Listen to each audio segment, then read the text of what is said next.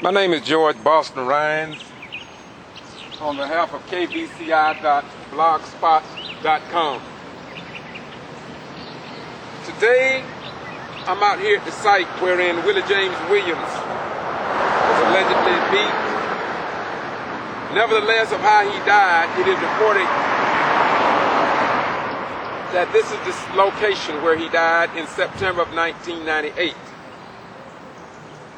Recently, the decisions of our mayor, John Fretti, Councilman Wright, Councilman Yost, Councilman White, Councilman Payton, Councilman Carroll, Councilman Norton, and Councilman Vickers decided to remove citizens to be heard from the beginning of the meeting to the end of the meeting. That means that people with problems that come before the council will not be responded to at all. So by their decision to do that, I don't believe that that is in the best interest of our community, nor the citizens that live in Valdosta. And so by them taking that action to once again disrespect the citizens of Valdosta, I come to this site to say once again that I want the mayor and all those council members who seem to disrespect the citizens in our community not to run for public office, and we the people should vote them out of office, every last one of them. Moreover, they can go and be represented on the conservative radio stations wherein they lambash our president to no end, while those same mothers and fathers' children are serving in 3 foreign wars. It don't make sense. As a retired veteran of these United States of America, I put my life on the line for over 20 years, and I, as a veteran, will never accept the disrespect that our elected officials, by being in the company of and supporting that negative mentality against Barack Obama, President Barack Obama, our 44th president of these United States. Never before in the history of our beloved nation has the other 43 all-white male presidents been treated as President Barack Obama. And I cannot participate in our local elected officials in the city or county continuing this venom. I want to say to you that our council members that approved to move the citizens to the back have also participated in not giving the Troop Street citizens of our community the proper help that they needed to get their streets repaired in my most humble opinion. Railroad tracks are in terrible condition. Jail inmates are still being taken from the Lowndes County Jail, I'm told, placed in the hospital without family members knowing about it in too many instances.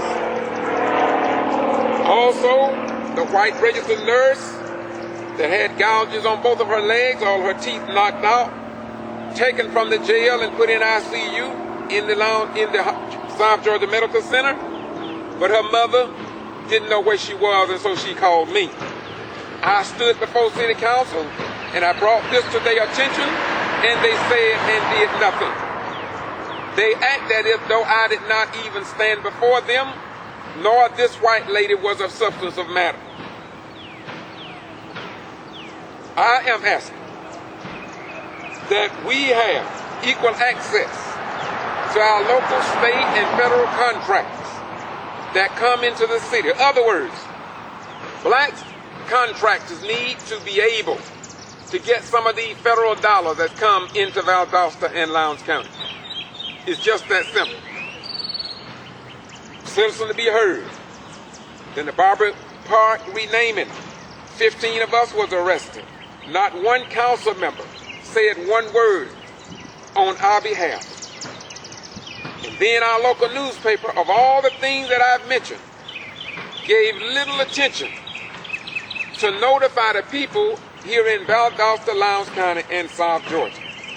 Therefore, that means that the people are left deaf, dumb, and blind to the times and unable to make intelligent decisions based on facts of what happened at public meetings. And it needs to be terminated immediately. So now, the actions of our city council, Mayor John Fretti and the council members, has demanded that I come and stand before this monument that we erected here on this location to represent former inmate Willie James Williams, who died in the Lowndes County Jail under unusual circumstances. Many of us believe that there has been no justice in that case. He went through the legal system, but I still talk to his daughter and his other relatives. They are still grieving because they want to see justice, and I believe that justice will come because Jesus said, "And ye shall know the truth, and the truth shall set and make you free."